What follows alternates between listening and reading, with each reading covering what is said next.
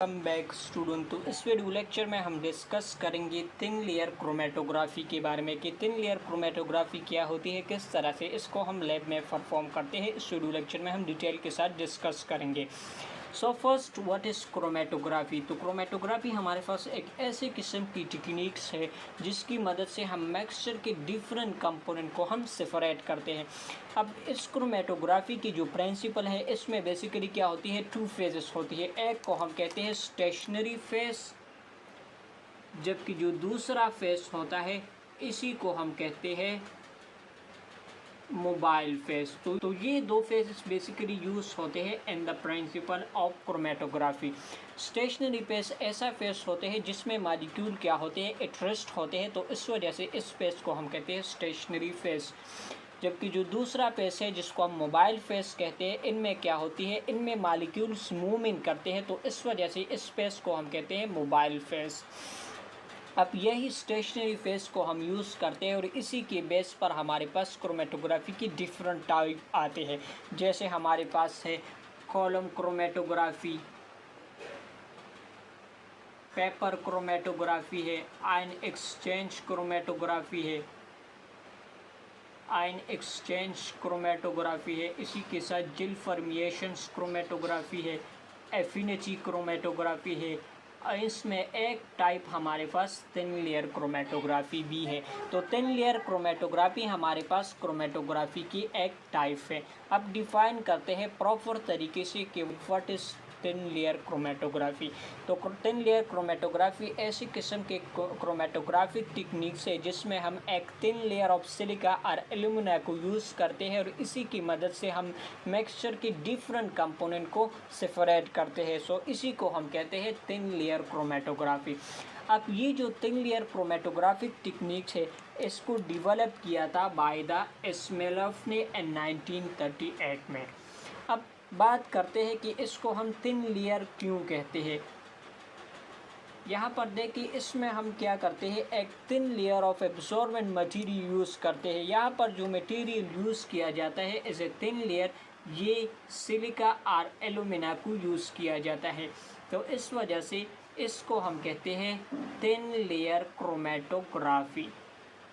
तो अब यहाँ पर देखिए, जितनी भी हमारे पास क्रोमेटोग्राफी की टाइप्स है, तो सारे टाइप्स में क्या होती है, टू ही फेजेस होती है। जैसे हमने स्टार्ट में भी पढ़ा कि स्टेशनरी फेज होता है और एक मोबाइल फेज होता है। तो यहाँ पर भी क्या होती है, दो पेजेस होती है। एक को हम स्टेशनरी फेज कहते हैं जिसमें आते हैं एल्यूमिना और सिलिका, तो ये एक्ट करते हैं एज ए स्टेशनरी फेज। जबकि मोबाइल फेज में हम थिन लेयर क्रोमेटोग्राफी में यूज़ करते हैं सॉल्वेंट को, जिसमें मॉलिक्यूल क्या करते हैं, मूवमेंट करते हैं। अब जो भी हमारे पास मिक्सचर की डिफरेंट कंपोनेंट होते हैं वो इन दोनों फेज के साथ इंटरेक्ट करते हैं और इसी इंटरेक्शंस की वजह से हम मिक्सचर की डिफरेंट कंपोनेंट को सेपरेट करते हैं।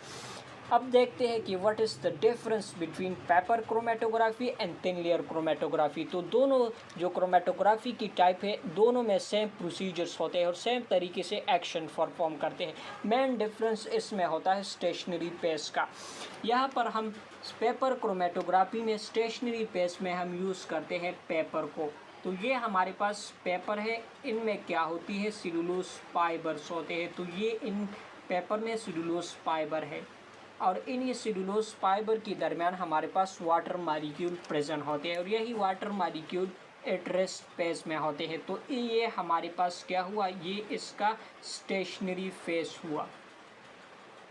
तो सिंपली पेपर क्रोमेटोग्राफी में हम पेपर को यूज़ करते हैं एज ए स्टेशनरी मीडियम।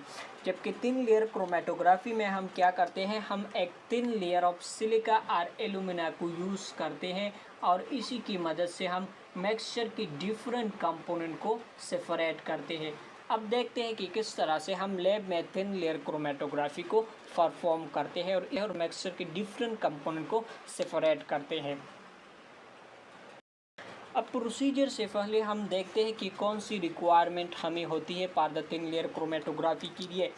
यहाँ पर हमारे पास होता है ग्लास और प्लास्टिक और एल्यूमिनियम फाइल्स होते हैं जिसमें हम थिन लेयर ऑफ एल्यूमिना और सिलिका बनाएंगे।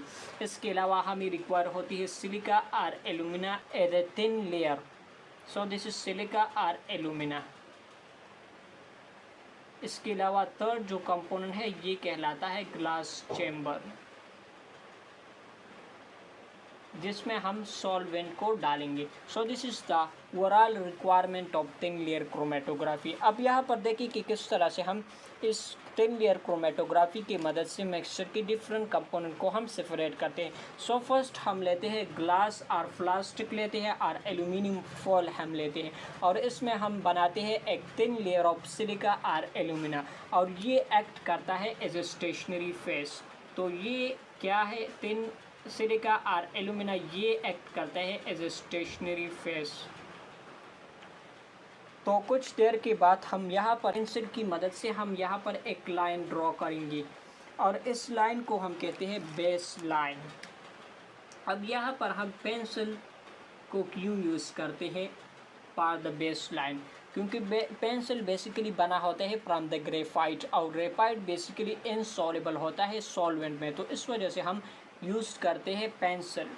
इसके अलावा अदर इंक हम नहीं यूज़ करते क्योंकि वो बेसिकली डिज़ोल्व होगा सॉल्वेंट में, तो इस वजह से हम लाइन ड्रॉ करेंगे ओनली ऑन पेंसिल्स। नेक्स्ट हम क्या करते हैं, नेक्स्ट हम बेसिकली जो भी सैम्पल है और मिक्सचर से जिसकी कंपोनेंट को हमने सेपरेट करना है, इसको हम यहाँ पर डालेंगे। तो इस बेस लाइन पर हमने मिक्सचर्स और सैम्पल्स को यहाँ पर डाल दिया। अब नेक्स्ट क्या है, नेक्स्ट हमारे पास एक ग्लास जार है, ग्लास चैम्बर है, इसमें हमने सॉल्वेंट रखा है, तो ये यहाँ पर सॉल्वेंट है। इसको हम यहाँ पर जो प्लेट और ग्लास जो हमारे पास है, इसको हम लेंगे और यहाँ पर डालेंगे। ये जो हमारे पास प्लास्टिक और ग्लास प्लेट है, इसको हम इस तरीके से रखेंगे जो हमारा बेस लाइन पर जो मिक्सचर है वो सॉल्वेंट में डिप ना हो। अब यहाँ पर देखिए ये हमारे पास जो बेस लाइन है इनमें मिक्सचर से, इसको हम रखेंगे अबव द सॉल्वेंट्स। अगर हम इसको डिप करेंगे सॉल्वेंट में, तो ये जो हमारा मिक्सचर से ये सॉल्वेंट में डिज़ोल्व होगा और हमें रिजल्ट नहीं मिलेगा। इस वजह से इस मिक्सचर्स को हम रखेंगे अबव द सॉल्वेंट। बेसिकली इस मिक्सचर के कंपोनेंट को हम सेपरेट करेंगे by using the capillary action of solvent. अब ये जो चेम्बर हमारे पास है, इसको हम कवर करेंगे बाय ए लिड।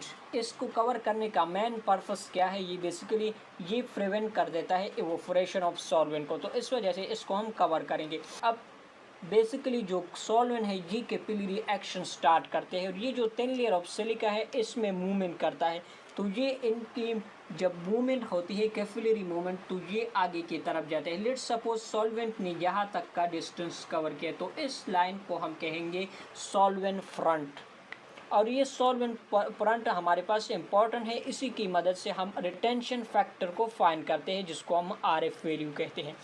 अब जैसे ही सॉल्वेंट कैपिलरी एक्शंस की मदद से आगे की तरफ जाते हैं, तो ये मिक्सचर की कुछ कंपोनेंट भी अपने साथ ले जाते हैं। अब यहाँ पर देखिए ये जो हमारे पास सिलिका और एल्यूमिना है, ये भी हमारे पास क्या है, ये बेसिकली पोलर है। अब जो भी सब्सटेंस इस मिक्सचर्स में है और वो पोलर से, तो वो इंटरेक्ट करता है विद द स्टेशनरी फेस, और वो यहाँ पर रहेंगे।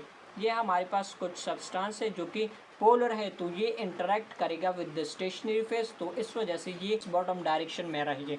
अब जो भी सब्सटेंस है वो क्या है, वो बेसिकली नॉन पोलर है, तो सॉल्वेंट भी हमारे पास क्या है, नॉन पोलर है, तो ये दोनों एक दूसरे के साथ इंटरेक्ट करते हैं, और यही सब्सटेंस बेसिकली इसी सॉल्वेंट के साथ आगे की तरफ जाते हैं, तो ये टॉप पर प्रेजेंट होते हैं। अब इस टेक्निक की मदद से हमने बेसिकली मिक्सचर की डिफरेंट कंपोनेंट को सेपरेट किया। अब देखते हैं कि व्हाट इज़ रिटेंशन फैक्टर। तो रिटेंशन फैक्टर हमारे पास एक वैल्यू है जो हमें बताती है कि एक सब्सटेंस ने कितना डिस्टेंस कवर किया है रिलेटिव टू द सॉल्वेंट, तो इसी को हम रिटेंशन फैक्टर कहते हैं, और ये हमारे पास एक रेशो है।